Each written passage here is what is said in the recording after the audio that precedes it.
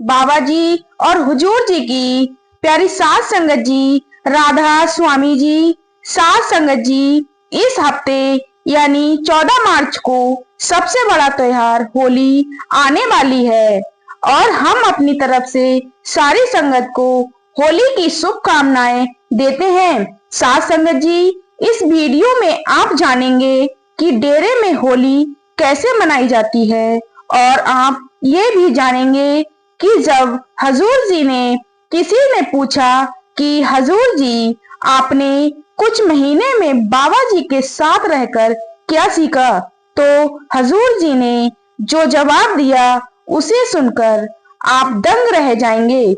हमारी इस वीडियो में आखिर तक बने रहिए।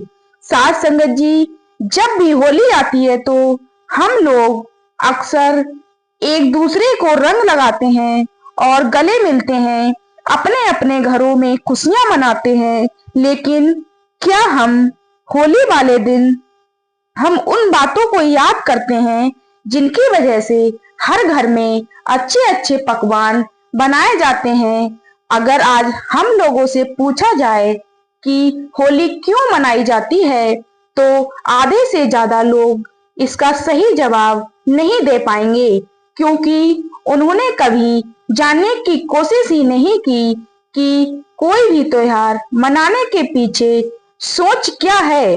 किसी ने बाबा जी से एक बार पूछा था कि बाबा जी, हम सत्संगी तो हैं, क्या हम होली मना सकते हैं? तो बाबा जी ने बड़ी ही सरलता से इस सवाल का जवाब दिया कि बेटा, बड़ी खुशी से मनानी चाहिए, लेकिन हमारा मकसद सिर्फ एक दूसरे को रंग लगाना ही नहीं होना चाहिए। हमें होली वाले दिन उन बातों को भी याद करना है जिसके कारण हम सब होली मनाते हैं। संगत जी, आगे बाबा जी ने कहा था कि होली हिंदुओं का खास पर्व है जो हर साल फागुन के माह में मनाया जाता है। गिले शिकवे भूलकर एक दूसरे को रंग और गुलाल लगाते हुए गले मिलते हैं और जीवन में आगे बढ़ने की शुभकामनाएं देते हैं।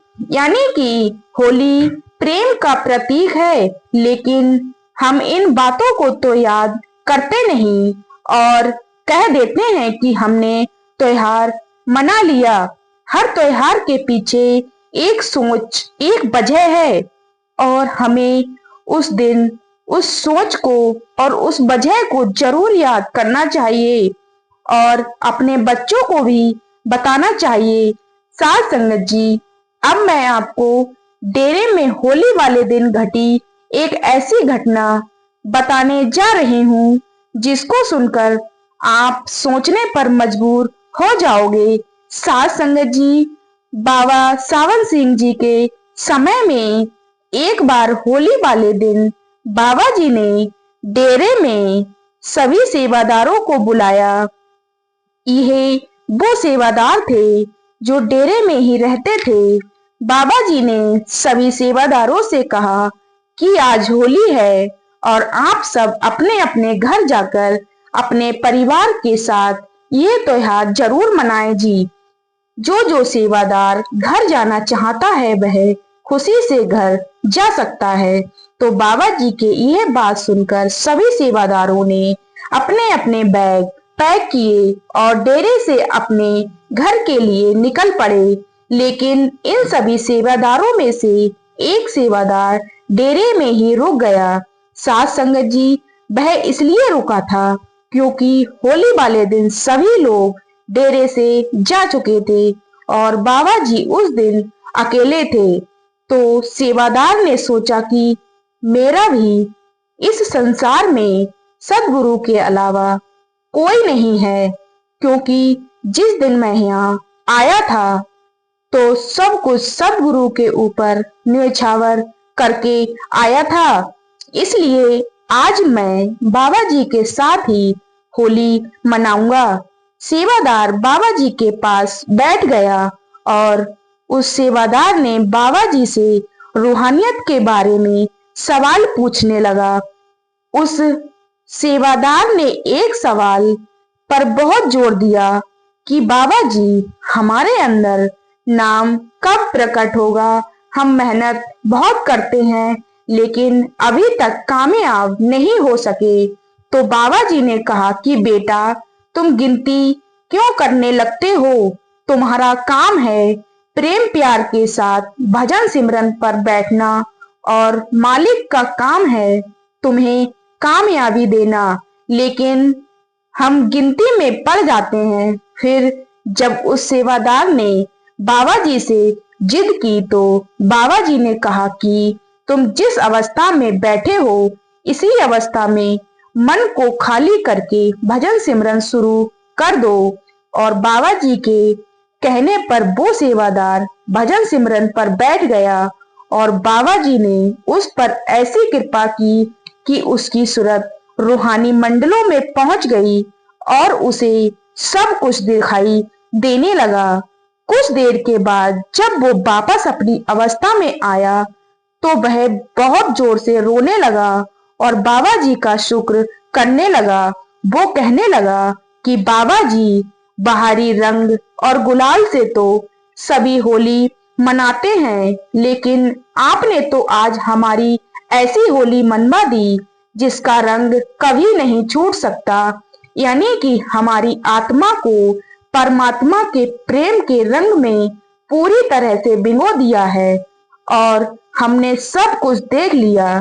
हमारे अंदर प्रेम रूपी रंग पूरी तरह से लग गया है। संगत जी, उस सेवादार की आंखों से आंसू बह रहे थे। फिर बाबा जी ने कहा कि बेटा, सारी दुनिया बाहरी प्रेम को देखकर खुश हो रही है, अपने अंदर के असल प्रेम प्यार का किसी को पता नहीं है।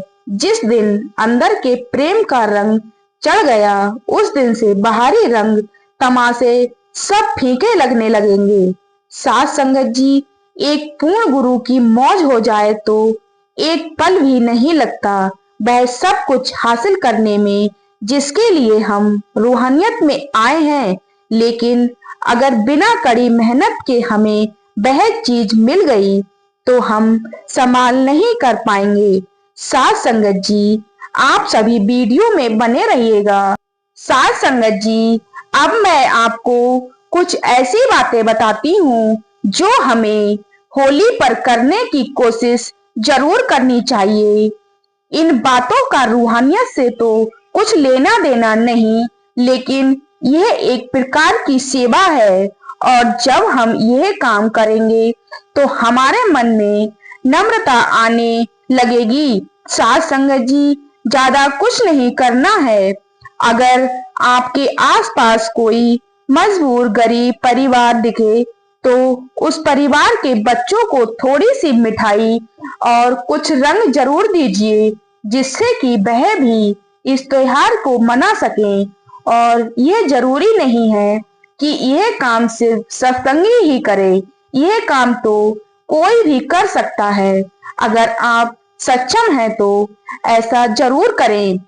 अगर हर एक परिवार अपने आसपास के सिर्फ एक परिवार की छोटी सी मदद होली पर कर देगा तो सोचो कितने करोड़ ऐसे परिवार होंगे जो होली नहीं मना पाते और आपकी वजह से वह परिवार और उनके बच्चे होली मना सकेंगे। कोशिश करें कि आप पैसा ना देकर मिठाई या कपड़े दें, क्योंकि अगर किसी ने आपके दिए पैसे का गलत इस्तेमाल कर लिया तो आप भी उसमें भागीदार बन जाओगे। ऐसा मैं इसलिए कह रही हूँ क्योंकि एक बार किसी ने बाबा जी से यही सवाल किया था। उस दिन सवाल जवाब कार्यक्रम में एक भाई ने पूछा था कि बाबा जी, अगर हम किसी को पैसे देते हैं और अगर वह उन पैसों से गलत काम कर देता है तो क्या हमारे कर्म बनेंगे? तो बाबा जी ने उस भाई को समझाया था कि बेटा, अगर आपके दिए पैसे का कोई गलत इस्तेमाल करता है तो उसके इस गलत काम में आप भी तो भागीदार हुए ना, क्योंकि आपके पैसे देने की वजह से ही तो उसने गलत काम किया।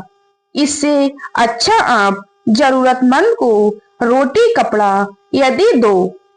तो साध संगत जी, बाबा जी भी हमेशा यही सिखाते हैं कि इंसानियत के नाते जरूरतमंद की मदद जरूर करो।